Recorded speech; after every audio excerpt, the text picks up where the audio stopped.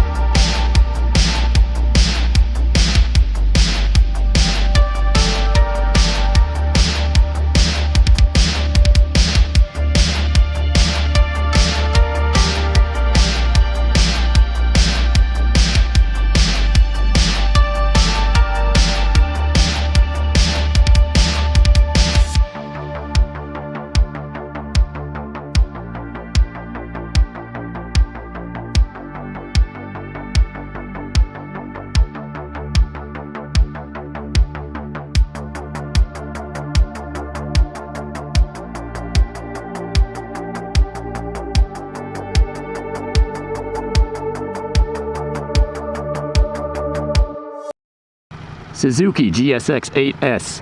Terrible name for a bike, but look at this thing. Fresh off the showroom floor, 776cc parallel twin. Puts out much more horsepower than the old Honda Rebel. I have never been on this thing yet. This is going to be a bit of an experiment. Let's try this out, see how it goes. Okay. Let's try not to crash and burn. Okay. First impressions. I can flat foot it, no problem. Seating position is good. The signal light's in the wrong spot.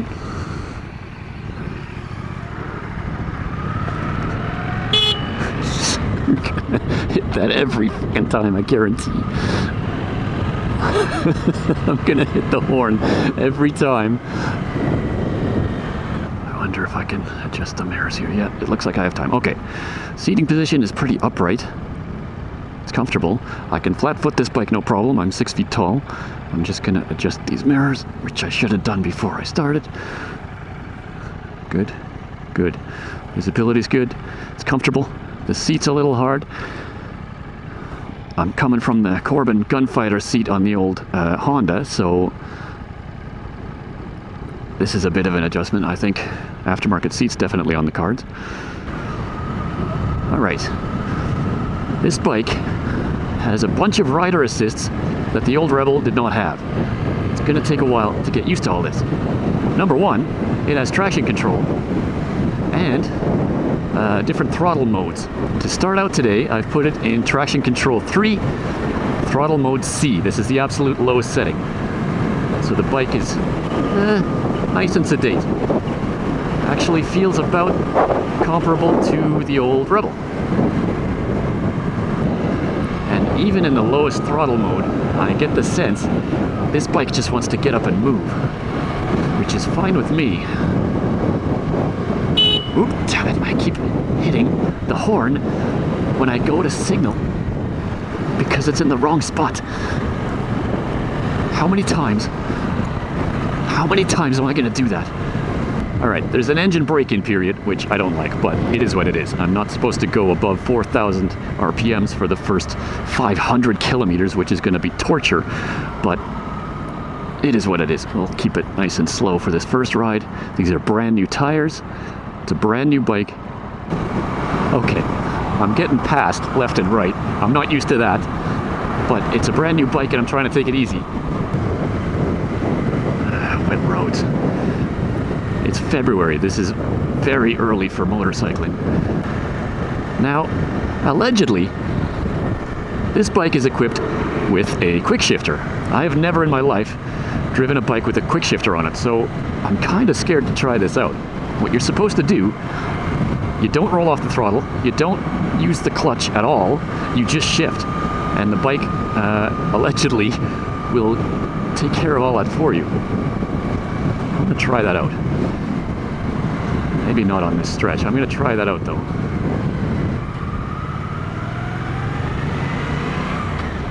So the clutch is nice and smooth. I'm actually a little surprised. I thought for sure I would never find a clutch as good as the one that was on that Honda, but this one is not that bad. It feels okay. The levers are both adjustable. I haven't played with them yet. This is the very first ride.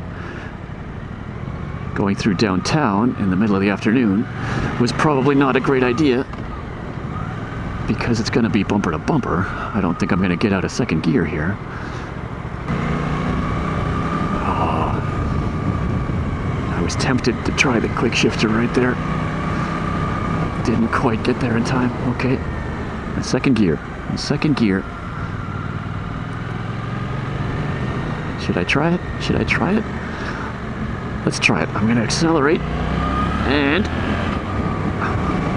oh shit, it works. That really worked. I didn't even get off the throttle. Wow.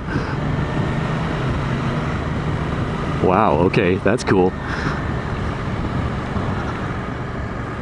I wonder if it works in the down direction as well. Let me get off the throttle and start slowing down, and downshift. Just like that. Wow. Wow, that's really smooth. Okay, I'm surprised. Okay, the stock seat, not super comfortable. I was expecting that. Stock seats are never comfortable. I don't know why, but I'm sure I can find something in the aftermarket for a more comfortable seat. There's a few other things I want to do. I want to put a windscreen on it. I want to get rid of all these factory stickers. I want to maybe put a new exhaust on it. I'll see what I can find. I definitely want to do a tail tidy. I'm going to put up a picture of the profile of this bike. That stock tail just drives me crazy. I really don't like it. That's the only thing on this bike, style-wise, that I don't like. I'm going to get a tail tidy to clean that up. Oh, I forgot I can quick shift. Oh man, I love that quick shifter. Just going straight through. I kind of like that quick shifter. You can just hit the gear shift peg and it just works. Oh, I swear to God, I am not trying to honk the horn. I'm just trying to hit my signal light. So let's talk about that for a second while I'm at this red light.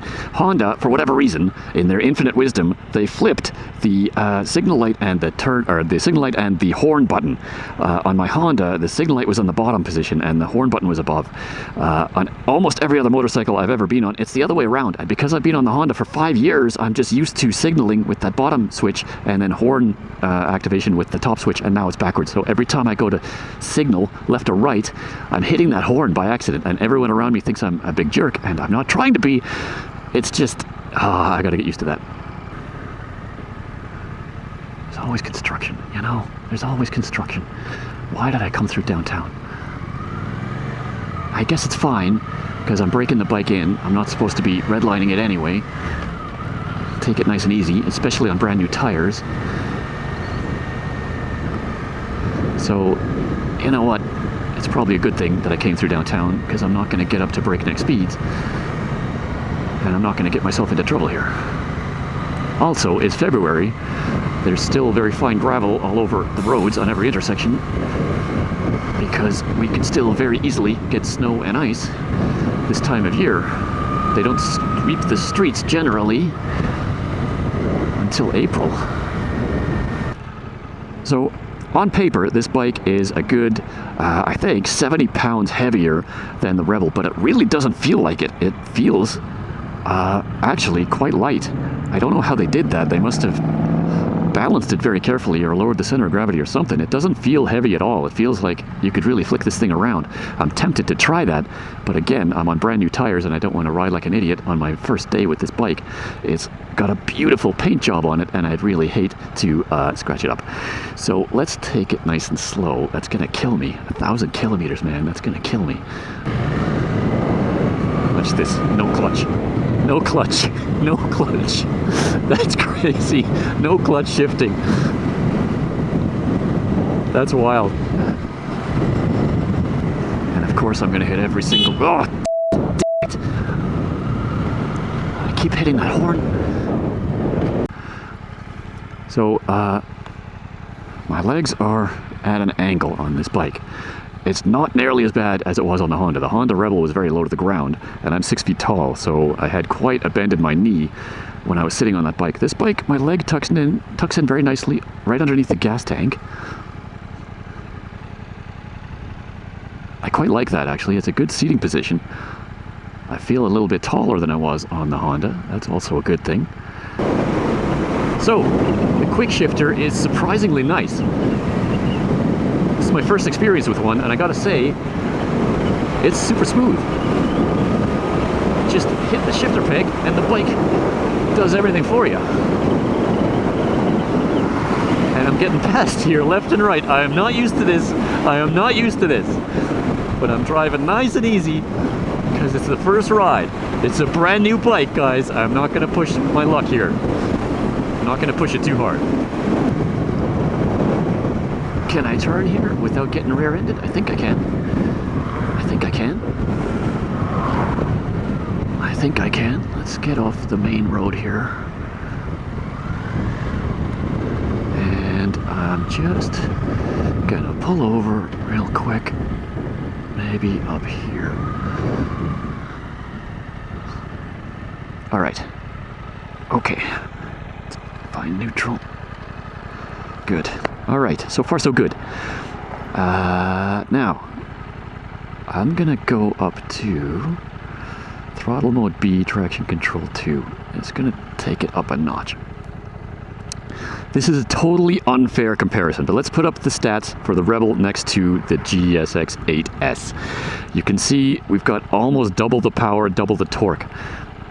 But you can control it by going into lower throttle modes. If you're a little bit nervous, or if it's raining, if the road surfaces aren't great, we've got all this damn gravel all over the roads because it's winter. So you can go down to a lower throttle mode and turn on traction control to prevent yourself from doing something stupid. But having said that, I'm going to take it up into mode B and just see if I can notice. Okay. Immediately I can notice that difference. This bike, holy cow, yeah, it just wants to go. It just wants to move. That actually makes me a little scared to try out throttle mode A because it's gonna fuck me right off the back. The roads are wet, but they're not icy. That's good. Now I've heard, I don't know if this is true, I've heard that this bike is capable of doing wheelies. I never once did a wheelie on the Rebel, not that I would ever try to do such a thing, but I don't even know if the Rebel had enough torque to make that possible. This bike definitely feels, even in mode B, like it would have enough torque to do that. I am not going to do that because I obey traffic safety rules at all times. But if you are so inclined, I'm willing to bet that you could have a lot of fun on this bike. The other thing that oh, for God's sake, man, would you stop hitting the horn? I can't wrap my head around the fact that that button is in the wrong place.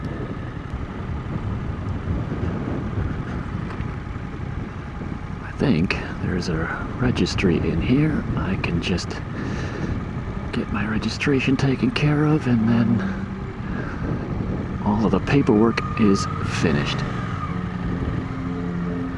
If I can find a parking spot.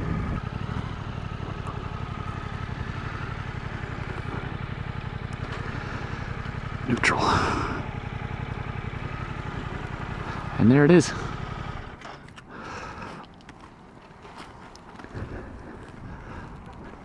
Suzuki GSX 8S. Terrible, terrible name for a bike, but so far, I gotta say, it looks good. Transfer complete, insurance is in place, everything's good. Let's get back on the road. Sounds good. Sounds real good. Okay, dare I put it into A1. 16 kilometers on the Odo. I literally just drove off the dealership floor with this brand new bike. I just want to see if it's a noticeable difference. I'm not going to push the pace. I just want to see if I can feel the difference. Then I'm going to go this way. Whoa. Whoa there. I barely touched it. Let me try that again. Can I turn left there? Yes, I can. Okay.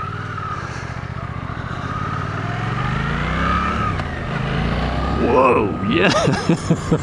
Okay. Yes, there's definitely a difference. You know what? I'm going to go back down to B because that's a bit much for day one. I didn't even get out of second gear. I can already tell throttle mode A is going to be a bit much for day one. So let's go back down to B and cruise on home at a nice, easy, relaxing pace instead of at breakneck speed. But my God, it's good to know the throttle mode A is waiting for me this summer. Oh, let's come to a stop here. Nobody coming up behind me. Buddy, don't back up into me. Do not back up into me. Hey. Hey, I'm talking to you. Stop. Thank you.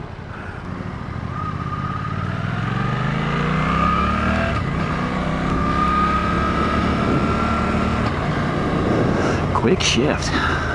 Oof. You know, I haven't really been paying attention to the suspension. The suspension on the Rebel was a little soft. This suspension is not adjustable in the front. You can adjust the preload in the rear. I don't know what the factory default is, but so far it has not stood out to me in either a good way or a bad way. It's just, it feels, normal. Although, to be fair, I've been driving like a little old lady, so I haven't really been pushing this thing very hard. I won't have a good impression of that until later this season, I think. What I should do is make a follow-up video after I've been on the bike for more than, 21 kilometers and give it a proper review. Now, I know it's a bit unfair to compare the Rebel to the Suzuki because they are very different bikes. But, oh, for God's sake, again with the horn, again with the horn. Stop hitting the horn. So day 2 of owning this bike. The temperature has dropped considerably and it's looking like it's going to snow on me. So I guess that will wrap it up. Before we close this video though, some of you may be asking, why this bike? Out of all the options in this class, why this one? Why not the Yamaha MT-07 or the Duke or the Honda Hornet? Well, 5 years ago when I was shopping for a bike the last time, something about the Honda Rebel just kind of called out to me. Just as soon as I sat on it, as soon as I saw it, I thought, you know, it's this one. This is the one. Out of all the options I was looking for, that one just felt right. I get a similar feeling from this bike. It's maybe too soon to tell, but I'm trusting my instincts on this one, and I'm hoping I'm not making a mistake. So later this season, maybe this fall, I'll put together a more detailed review of this bike once I've been on it for a few thousand kilometers, and once I've customized it. As you can see, it's still all completely stock. It won't be that way for long. We're going to customize it, make it my own. And I'll be able to put together a more detailed review of this bike, good, bad, and the ugly, later this season. Hopefully it'll be all good. So that's it for now. If winter ever goes away, I'll be back on the road with new episodes. We will see you then.